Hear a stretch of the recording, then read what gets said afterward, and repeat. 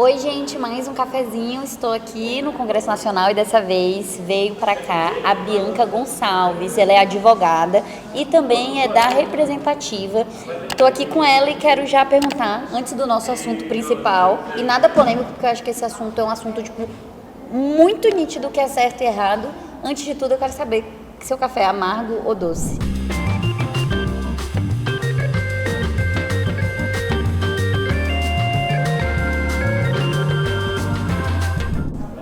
Quando eu tomo é amargo.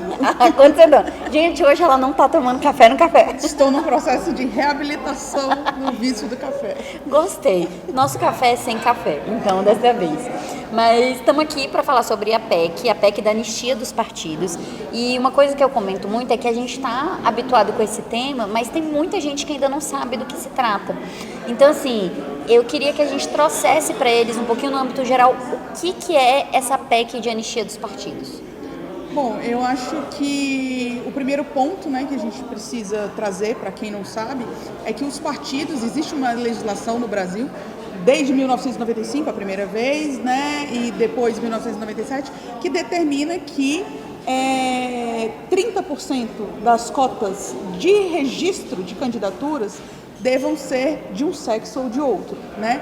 Usualmente, obviamente, a gente sabe que isso é a cota feminina, é o que a gente chama de cota de gênero feminina, mas não deveria ser, poderia ser o contrário. Isso é muito bom, porque aí sim já tem uma polêmica que é, a gente sempre entende como o mínimo de mulheres, mas o mínimo para qualquer gênero, é porque culturalmente nós que estamos nessa posição. Exatamente, então, por isso, habitualmente, é chamada de cota de gênero, cota feminina, mas poderia ser o contrário. Pois bem, a partir de 2018, o Supremo Tribunal Federal decidiu, através da ADI 5617, que se há a obrigatoriedade dos partidos lançarem pelo menos 30% de candidaturas femininas, ele também tem que destinar pelo menos 30% dos recursos dos fundos públicos para essas mesmas candidaturas, porque nós sabemos que não dá para fazer campanha no Brasil sem dinheiro, né? A campanha custa muito dinheiro. Então, o Supremo Tribunal Federal decidiu que o percentual mínimo de 30%, mas se houver, né, candidaturas acima de 30%, os partidos devem destinar o mesmo percentual de candidaturas de recursos para as candidaturas de mulheres. Uma coisa interessante também colocar aqui é que o 30% é o mínimo, só que usualmente é o teto. Né? Então, os partidos poderiam lançar mais e não lançam porque, evidentemente, eles querem manter o status quo, né? Homens brancos, héteros, eleitos. E, a partir de 2020, nós tivemos também a obrigatoriedade de destinação de recursos para a campanha de pessoas negras. Né? Primeiro através de uma consulta no TSE, mas que tinha determinado que seria só a partir da eleição de 2022, mas aí a deputada Benedita entrou com uma DPF no Supremo e o Supremo entendeu que deveria ser aplicado já ali na eleição de 2020. Então, para pessoas negras, devem ser destinados recursos também dos fundos públicos no percentual de candidaturas negras. Né? Então, esses dois grupos, mulheres e pessoas negras, devem ter obrigatoriamente recursos enviados dos partidos do Fundo Partidário e do Fundo Especial de Financiamento de Campanha, carinhosamente chamado de FEFEC, para essas candidaturas. E o que os partidos fazem? Não cumpre esse mínimo, não cumpre o repasse mínimo. E aí, por isso, nós tivemos, em 2022, com a Emenda Constitucional 117, uma anistia dos partidos que não cumpriram esses repasses anteriores. Então, nós já tivemos uma anistia ano passado. E agora tem uma nova PEC em tramitação que está andando muito rapidamente, que prevê uma nova anistia para os partidos políticos que não cumpriram esse repasse na eleição de 2022. O que os bonitos dos partidos políticos querem fazer, em resumo, se anistiarem, se auto-anistiarem. Eles querem tirar a responsabilidade, então tem multa, tem penalização, tem bloqueio de fundo partidário, uma série de consequências para quem não cumpre as cotas. Porém, os partidos olharam para isso e falaram, olha, novamente nós não cumprimos os critérios, não fizemos o que deveríamos fazer com as cotas, então nós queremos nos isentar dessas responsabilidades. E é aí que está a chave da falta de avanço. Porque você muito bem falou que já é o mínimo do mínimo, o mínimo de candidatura, o mínimo de dinheiro, que já é utilizado como teto. Então, dificilmente você vê chapas que tenham mais de 30% de mulheres, mais de 30% do orçamento destinado para mulheres. E aí, eles pegam e falam, não fizemos nem isso. E aí, eu queria te perguntar, qual que você acha que é o grande impacto disso a médio e longo prazo?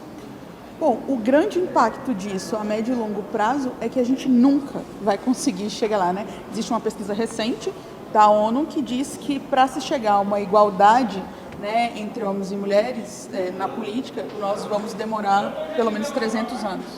A gente não tem como esperar mais 300 anos para que isso aconteça, né? Até porque a Constituição de 88 trouxe a igualdade formal, né? Porque a material a gente está batalhando até hoje para conseguir. Então, impacta essa anistia, essas anistias sistemáticas, porque eu disse, né, que ano passado já teve uma anistia do para trás. E, na verdade, já tiveram 2 outras anistias antes da emenda constitucional 117. Então, nós estamos agora falando da 4ª anistia. Né? Então, assim, é sempre uma anistia atrás da outra. E eu acho que um ponto importante para a gente falar também, né, a gente está falando aqui em linhas gerais sobre a PEC, é que o primeiro artigo da PEC trata da anistia do repasse de recursos para candidaturas de mulheres e pessoas negras.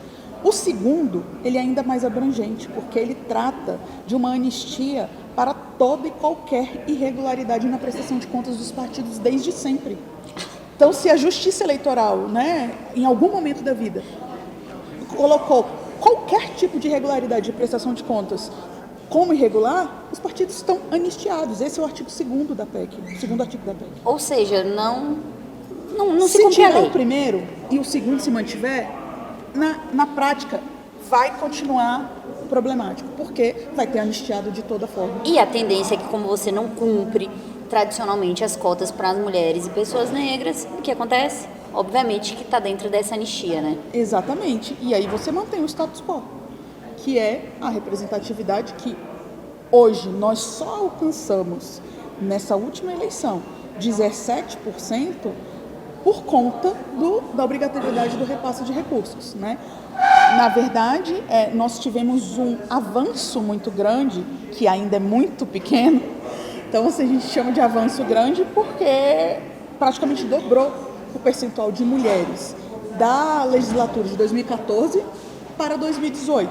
E por que em 2018 teve essa dobra?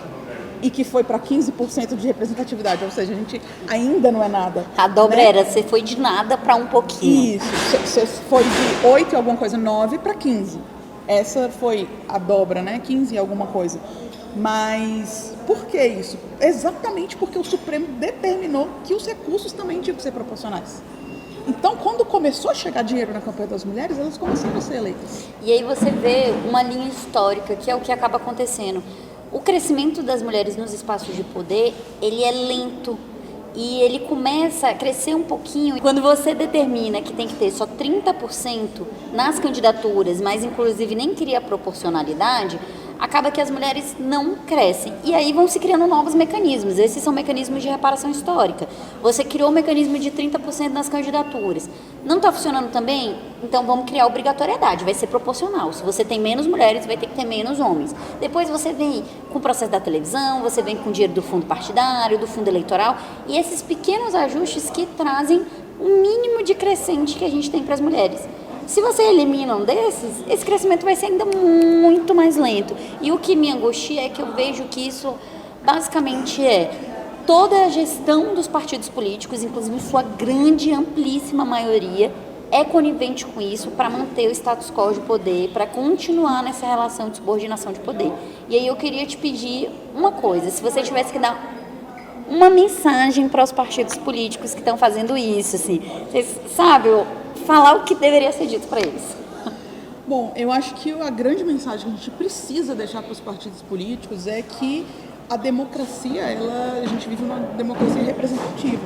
E a gente só terá uma democracia verdadeiramente representativa quando toda a sociedade estiver, de fato, espelhada ali nos eleitos, né? Então, a maioria da população brasileira é composta de mulheres, né? a maioria da população brasileira é composta de pessoas negras, né? Só que essas pessoas não estão representadas no parlamento.